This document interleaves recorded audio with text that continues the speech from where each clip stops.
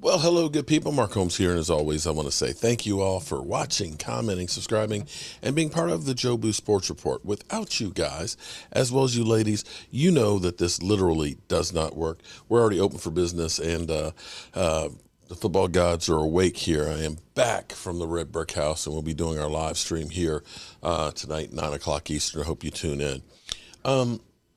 I just started watching something. I haven't watched it in totality here, but I must be missing something because I'm watching the 49ers last night against a decimated New York Giants team that is not as good as advertised. And I looked at Brock Purdy, who should have had 3 interceptions. So, in Pro Football Focus, Skip, them boys at Pro Football Focus, they watch a lot of football. When they're watching, they come up with a matrix of interceptable passes. And looking at that game last night, there should have been 3. And we're talking about a Giant team that didn't have Saquon. Granted, they've got all kinds of weapons, but I can't look at Brock Purdy and say he was great. It was mostly dinking and dunking screenplays that they ended up taking them, the yards after catch were amazing. But Rich Eisen is talking about Brock Purdy for MVP? I have to watch this whole thing. There is another playmaker to discuss, even though you don't want to believe it. His name's Brock Purdy. This guy can make plays. Everybody looks at him and thinks he's just a game manager kid, last pick in the draft from Iowa State. He's just one of those kids that just all shucks his way and just rolls the footballs out to all of his playmakers, and he's just a guy, just keep overlooking him. Niners fans would love you to keep overlooking him. He had last night a night, and he missed 12 passes. A couple of them he would want back because he got lucky. One missed pass, George Kittle played defense on. First quarter. And then celebrated after for breaking it up. But it was a great defensive play by Kittle. Another one, pretty darn lucky. He threw it into traffic to Debo, popped up in the air, and Ronnie Bell caught it. Yep. So I'm not saying he's perfect. Mm-hmm. He's most certainly not perfect. Nobody is. And I'll even say that about, wait a minute, let me breathe and get this in. Because I know it's tough to say. Even Patrick Mahomes isn't perfect. But what he is perfect for this team in this moment. Yeah. Because he is perfect for this team and this moment. And he showed it again last night. On behalf of all New York Jets fans, can we just get half a Purdy and place him inside Zach Wilson as he takes on the Patriots this week? Half Purdy. Make the plays.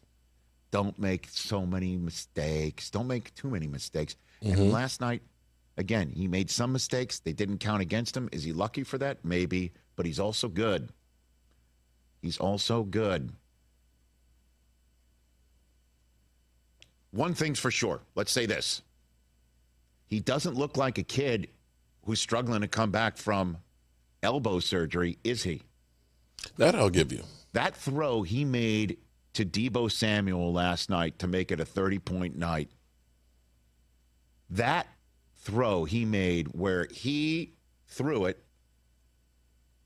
to a guy that, separates. Boy, does Debo separate.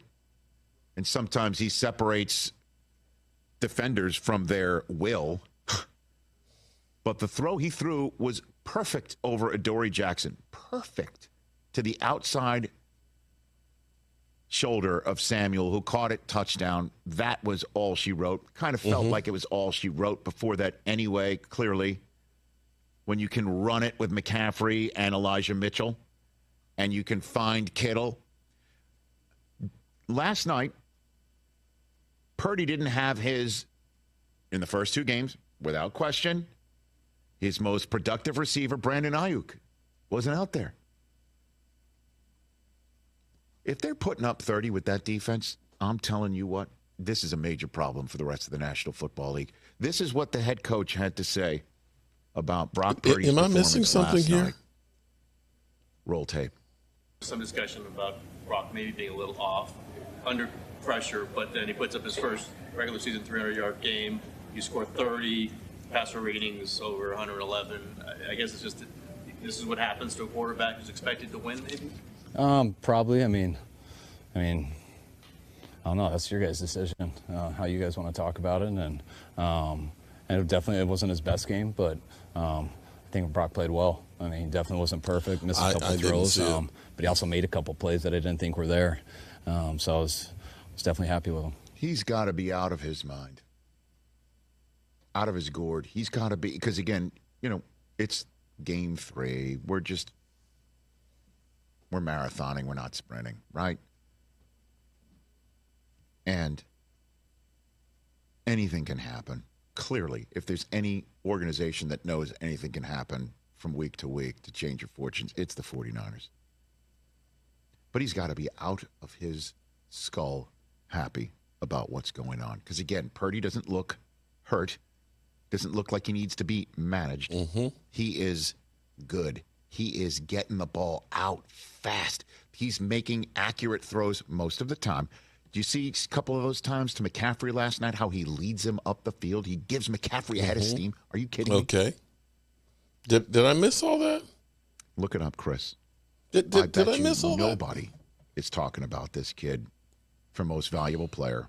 Oh, stop. Hold on a second. Hold on a second. Because, and for good reason, because it's still early, but go ahead and look this up.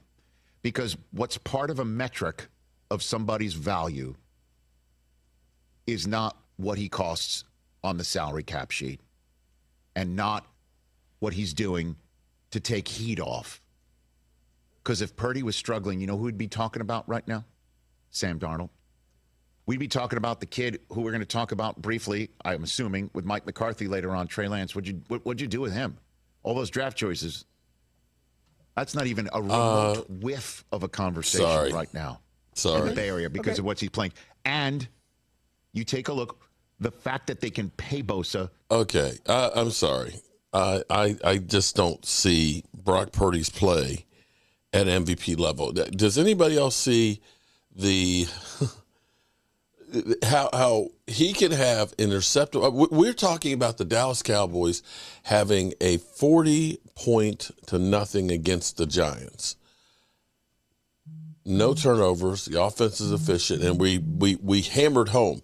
Well, it was almost a pick six. Almost a pick six. And the offense, they didn't quite look too good. The jury's still out. And we got Brock Purdy, who literally had the ball in 3 times what should have been interceptions. Well, he's not perfect, but he's an MVP. Does anybody else see the hypocrisy here? Or am I just crazy? I just don't understand it. But, hey, what do I know? I'm a guy with a day job and a voodoo doll, and I'm happy to be back home, even if it is for just a few days.